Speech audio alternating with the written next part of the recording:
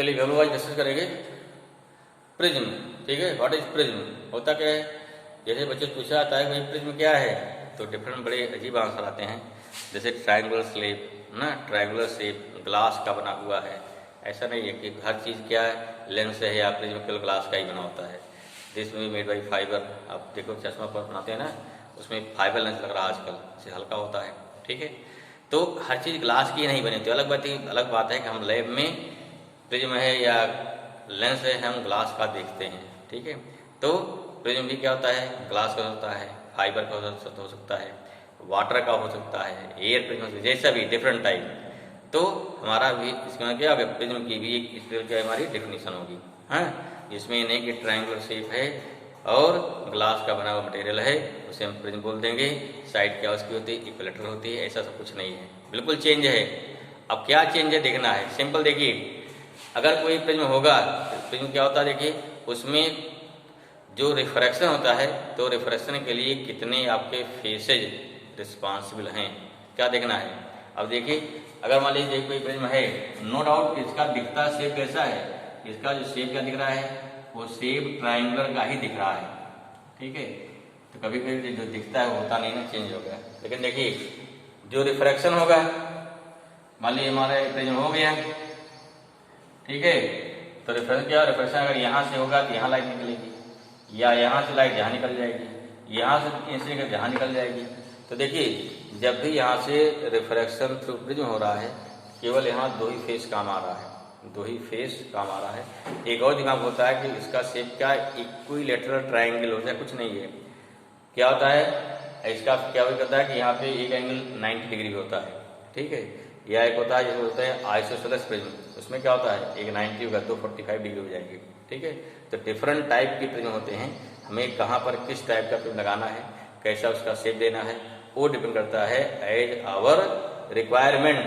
ठीक है ना, इसलिए क्या हो जाएगा, इसलिए प्रिज्म की डेफिनेशन बिल्कुल क्या है, चेंज होगी। जो हम समझते हैं क्या डिफिनेशन होगी, हमने क्या बताया कि प्रिज्म में रिफ्रैक्शन के लिए only two faces are responsible. ठीक है, या यहाँ से यहाँ, अगर यहाँ से इंसिडेंट लाइट कर रहे हैं तो यहाँ निकलेगी, यहाँ से यहाँ निकलेगी, यहाँ से यहाँ निकलेगी, जहाँ भी है। इसलिए क्या होता है कि दोनों सरफेस कैसे होंगे, प्लेन होंगी। अब एंगल चाहे क्या 90 में, चाहे 60 चाहे 40 से मतलब को नहीं है।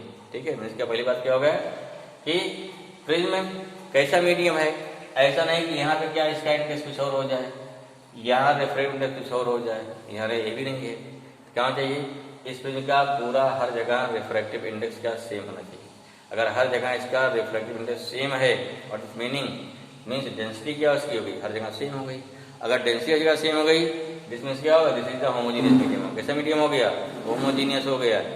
और क्या है, क्योंकि लाइट यहाँ से एंटर करने में बाहर निकल रही ना, इसे क्या हो गया, ट्रांसपेरेंट हो गया। ठीक है, पहला क्या हो गया होमोजीनियस, दूसरा क्या है ट्रांसपेरेंट, तीसरा क्या है, तीसरा क्या होगा भाई इसमें। ठीक है, तो तीसरा क्या है, सरफेस कैसा है, प्लेन है। आपस कैसे, दिस कवर्ड है, इसका से दो ना कवर्ड है उसका, इसलिए क्या हो गया, यही हमारी इसकी डिफिनेशन हो जाएगी। हाउ डिफाइन, मींस क्या हो गया, प्रिज्म, प्रिज्म इज अ क्या हो गया, homogeneous, homogeneous transparent, transparent medium, medium बोला जा रहा है, ग्लास नहीं बोला जा रहा है। अब चाहे आपका एयर हो, चाहे फाइबर हो, चाहे जो भी हो, चाहे ग्लास हो, transparent medium which is covered by two plane surfaces,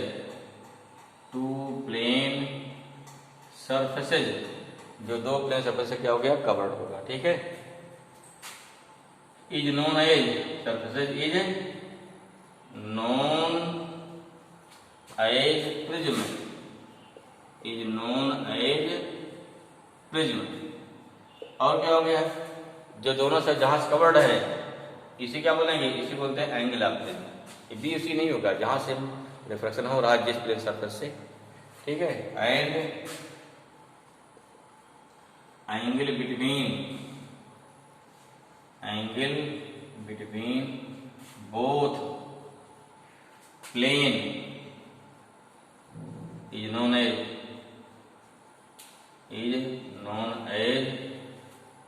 angle of prism. क्या बोलेंगे? इसे बोलते हैं angle of prism. Angle of क्या हो गया? ये हमारा हो गया एंगल ऑफ प्रिज्म हो जाएगा। ठीक है, तो this is the definition of prism हो गया। अब आगे क्या देखेंगे? नेक्स्ट हमारे रिफ्रैक्शन थ्रू प्रिज्म, कैसे इसका रिफ्रैक्शन होता है। ठीक है, ये हमारा एंगल ऑफ प्रिज्म हो गया। ये दोनों क्या हो गया? फेस इसके हो गए, लाइट यहाँ से इंसिडेंट होगी, यहाँ से इमर्जेंट होगी, बाहर निकलेगी।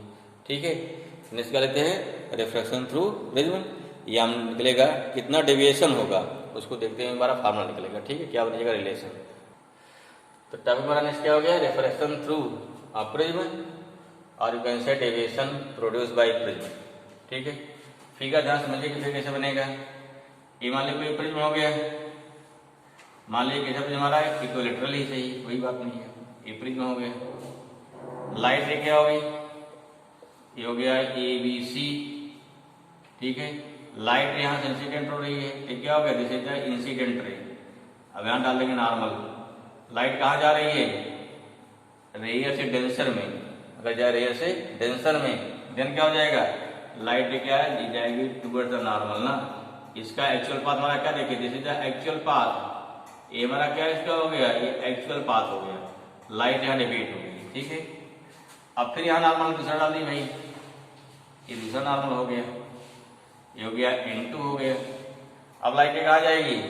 Light move away from the normal. तो क्या हुई? लाइट अभी मूव हुई। ठीक है, इस पर लाइट क्या हमारी इससे दूर हट गई फिर। ठीक है, अब यहाँ मान लिया पॉइंट हो गया P, यहाँ पॉइंट हो गया Q, ये पॉइंट हो गया R, ये पॉइंट हो गया S। तो PP हो गया इंसिडेंट रे, QR हो जाएगा रिफ्रैक्टेड रे, एंड RS क्या हो जाएगा? इमर्जेंट रे। क्लियर हुआ? क्लियर हो भाई? देखिए इमर्जेंट रे पीछे बढ़ा दीजिए, ये हो गया एक्चुअल डेविएशन हो गया। लाइट जाना ही चाहिए, मुड़ के इधर सीधे ना। This is the actual deviation. इसे बोलते हैं, कैसे बोलते हैं? डेल। क्या बोलेंगे? इसे बोलते हैं डेल बोलते हैं। फिगर साइन हो गया, डेल बोलते हैं। डेल साइन हो गया, डेल लिखा जाता है। ठीक है, डेल हो गया। फिर क्या हो जाएगा? देखिए ध्यान से, ये क्या हो गया? एंगल ऑफ इंसिडेंट आई हो जाएगा। यहाँ एंगल ऑफ इमर्जेंट ई हो जाएगा। क्लियर हुआ? आई हो गया, ई हो गया। अगर इसको यहाँ मिला दो, पूरा मिला दो, क्योंकि डेरिवेशन का यहाँ मिलेगा। ठीक है, ए पॉइंट मान लो ई हो गया। ठीक है, यहाँ क्या हो गया? रिफ्रैक्शन फर्स्ट मान लो R1 हो गया। यहाँ क्या मान लो? R2 हो गया। म्यू क्या हो गया? रिफ्रैक्टिव इंडेक्स हो जाएगा। हाँ, अब ध्यान समझिए, ये कितना हो गया एंगल? ये हो गया I माइनस R1 हो जाएगा।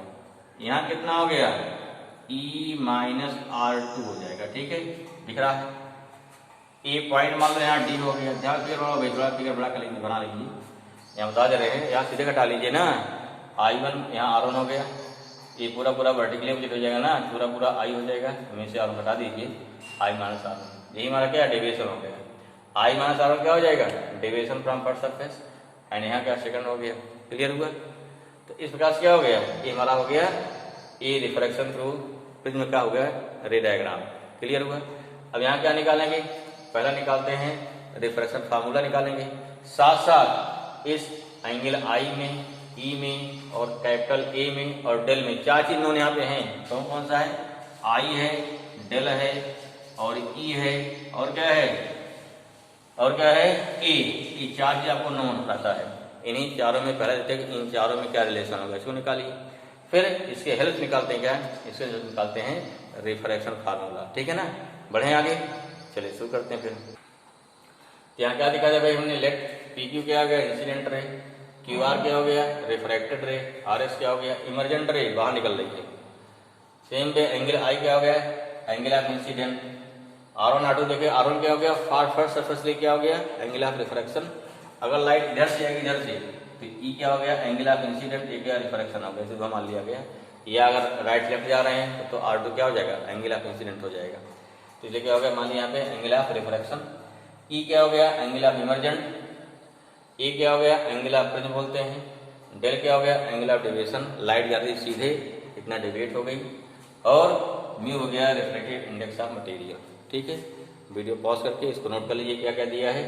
अब पहले निकालेंगे relation between I, del, E and A निकालेंगे। देखिए ध्यान समझिए भाई। नाउ क्या लेंगे, इन ट्राइंगल किसमें लेंगे, शुरू करते हैं भाई। तो जगह इन ट्राइंगल किसमें लेंगे भाई, in triangle D Q R में। ध्यान देखिए in triangle D Q R क्या हो गया भाई, यही डेल निकलेगा। डेल क्या हो जाएगा, जो डेल हो जाएगा ये डेल क्या हो गया, this is the exterior angle, जो अपने सामने के दोनों इंटीरियर किस्म के इक्वल होगा ना, क्या हो गया, इक्वल टू हो गया angle D Q R plus हो गया angle D R Q R. Clear, ठीक है, मिटाएं आगे। चलिए देखिए ध्यान से, तुम्हारा एक क्वेश्चन बन गया है, डेल इक्वल टू, हाँ इसको देखो आगे बढ़ाइए, वैल्यू पुट कर दे रहे हैं यहाँ पे। डी क्यू आर कितना हो जाएगा, पूरा आई, यहाँ आर वन कितना, आई माइनस आर वन हो जाएगा। तो डेल हो गया आई माइनस आर वन, और डी आर की वैल्यू कितनी होगी, यहाँ पर ई माइनस आर टू, यहाँ आई प्लस ई माइनस कितना हो गया, आर प्लस आर टू हो जाएगा। अगेन फिर क्या लेंगे, एंगल डी के सॉरी क्यू ई आर देखो ध्यान से, फिर R one plus R two plus E कितना हो जाएगा, 180 हो जाएगा। सेम अब देखिए in quadrilateral A Q E R, यहाँ देखो n1 नॉर्मल है, n2 नॉर्मल है, 90 90 क्या हो गया, क्वाड्रिलेटरल के चारों एंगल का सम कितना होगा, 180 और 360 होगा। तो अगर दो नॉर्मल हो गया तो 180 कंप्लीट हो गया, इसलिए क्या हो गया, a प्लस ई कितना हमारा आ गया, a प्लस ई आ जाएगा हमारा 180 हो जाएगा। अब देखिए भाई क्या from equation 2 and 3, therefore from equation 2 and 3 क्या मिल रहा है यहाँ पे, यहाँ left hand side right hand side equal है, इसलिए लेफ्ट इक्वल हो जाएगा, इक्वल कर दो तो हो गया R1 plus R2 plus e equal to हो गया a प्लस ई होगा ना, यहाँ से क्या हो गया, ई कैंसिल आया, देखो कितना हो गया, e इक्वल टू आ गया R1 plus R2, equation number 4 आ गया। कितना आ गया, इक्वेशन नंबर 4 आ गया, ठीक है। अब क्या हो जाएगा उसके बाद, देखिए इस वैल्यू क्या करना है, put in value of R1 plus R2 in equation number 1, ठीक है ना, क्या हो जाएगा, therefore putting the value of R1 plus R2 in equation number 1 क्या मिलेगा, तो हो गया डेल इक्वल टू हो गया I plus e minus A, या कितना मिला, del plus A equal to हो गया I प्लस ई, तो हमारा रिलेशन हो गया भाई। इक्वेशन से मान लिया 5 मान लेते हैं, इसे तो 5 हो गया, चलो 6 हो गया। एक प्रमाण आपको कहीं कभी इतने आता है, एग्जाम जैसा प्रूव करिए, या इन चारों फिजिकल क्वांटिटी में क्या फाइंड करिए, रिलेशन क्या होगा, दिस इज द रिलेशन, ठीक है। अभी क्या हमें निकालना है, रिफ्लेक्शन निकालना था, रिफ्रैक्शन फार्मूला निकालना है। क्या निकालना है, रिफ्रैक्शन फार्मूला कब निकले, देखिए अब यहाँ जो निकलता है refraction formula for prism for a special condition, और क्या कंडीशन हमारी है, यहाँ निकालते हैं किस कंडीशन पे एंगल ऑफ डेविएशन मिनिमम होगा। आपको इसी का मिलेगा, प्रैक्टिकल मिलता है लैब में, ठीक है। और क्या निकालते हैं, वहाँ प्रैक्टिस निकालते हैं, देखते हैं कि किस कंडीशन पे एंगल डेल मिनिमम हो। कंडीशन क्या होती है, ए डिपेंड करता है आई पर।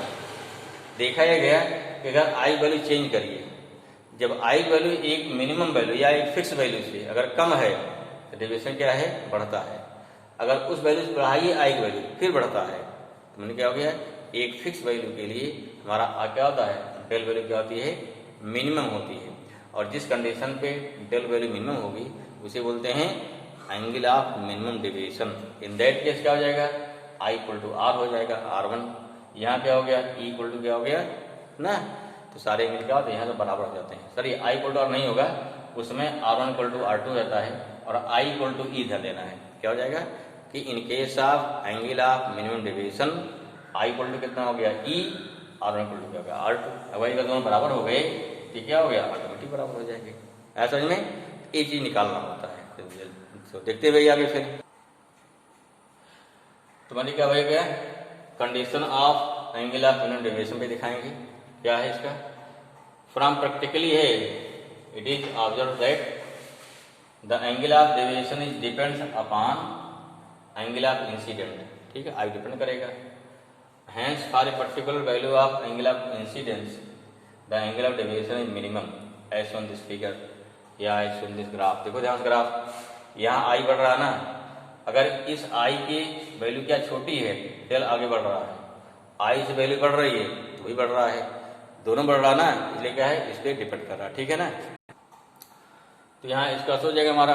अब क्या आएगा, अब यहाँ हो जाएगा therefore in the condition of angle of deviation del equal to क्या, डेल एम हो गया, एंड आई इक्वल टू क्या, ई हो जाएगा।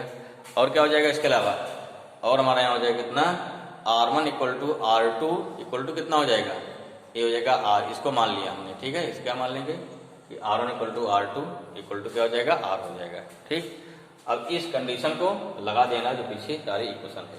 ठीक है, इक्वेशन का आंसर देखो, लिखो देयरफॉर फ्रॉम इक्वेशन क्या हो गया, फ्रॉम इक्वेशन लीजिए पहले आप, फ्रॉम इक्वेशन 5, ध्यान दीजिए 5 इक्वेशन क्या हमारा है पीछे। अगर एग्जाम में आगे ड्राइव करने के लिए पहले शुरू से ड्राइव करेंगे, फिर अगर रिफ्लेक्शन फार्मूला आ गया फॉर्मूला शुरू से करेंगे ना, नहीं इक्वेशन 5 कहाँ लाने जाएंगे।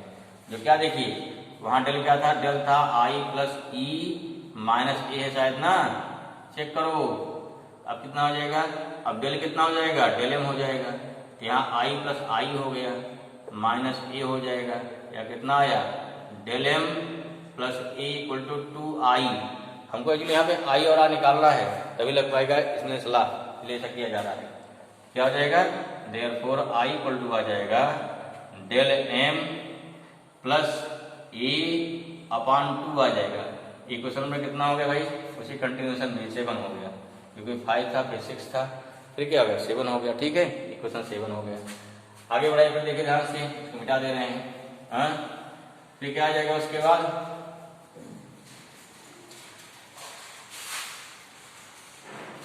तो आई मिल गया। फिर देखो फ्रॉम इक्वेशन 4 देखिए, फ्रॉम इक्वेशन शायद 4 ही चेक कर लो एक बार। इक्वेशन 4 क्या था, वहां था आपका ए इक्वल टू था R1 प्लस R2 होगा इसका से। हाँ, यहाँ क्या माना गया है डिवीजन में, मिनिमम डिवीजन में R1 equal to R2 equal to R है, तो क्या हो जाएगा E इक्वल टू हो गया R प्लस R का कितना हो गया E इक्वल टू 2R आ गया, यहाँ से आ गया R equal to A/2। Purpose क्या था हमारा, पर्पज हमारा था कि how we can obtain I and R। फिर में हमको यहाँ पर को I मिल गया, R मिल गया। अब क्या लगा देंगे, therefore from Snell's law, therefore from क्या हो गया भाई, स्नेल्स लॉ क्या हो गया, इससे होता है mu equal to sine i upon sine r. कितना हो जाएगा, म्यू इक्वल टू हो गया sine del M plus A/2 आ जाएगा, अपॉन कितना आ गया, साइन A/2 आ गया। इसे क्या बोलते हैं, इसे बोलते हैं रिफ्रैक्शन फार्मूला फॉर प्रिज्म। ठीक है, इट इज नोन एज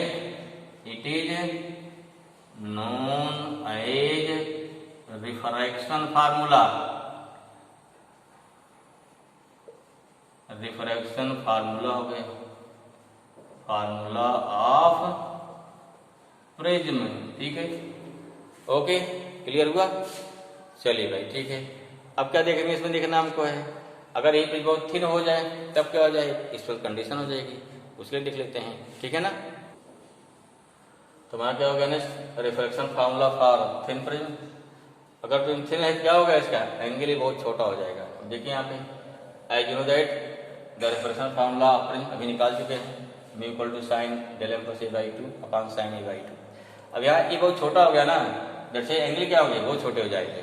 अगर एंगल छोटे हो गए, देयरफॉर यहाँ क्या, सिंस यहाँ हो गया एंगल ए ना, angle A is very small.